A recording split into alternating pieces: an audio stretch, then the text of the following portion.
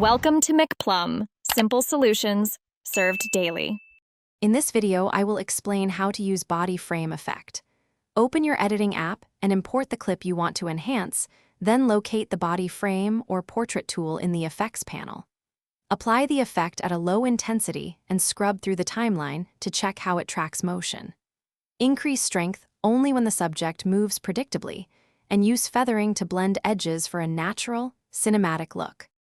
Start with strength set low and increase gradually to avoid overcorrection, and always preview at normal playback speed. Enable tracking and choose a tracking point near the torso to keep alignment consistent during motion. Tweak feather and radius to soften edges and prevent sharp cutouts, and compare with the original by toggling the effect on and off.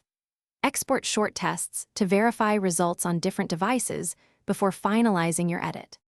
If you're finding this helpful, please subscribe and like to support more tutorials. Quick recommendation: the Echo Dot smart speaker brings your space to life with crisp sound and voice control, making it easier to review edits and play reference tracks while you work. It's compact, affordable, and blends into any workspace for a smoother creative flow.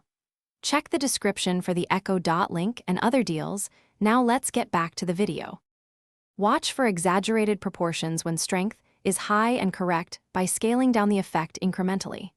Always inspect and adjust tracking keyframes when subjects rotate or cross-frame edges to prevent slipping.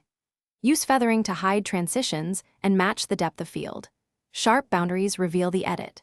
If applied to multiple clips, match settings or copy keyframes to maintain consistency across cuts and maintain a cohesive visual style.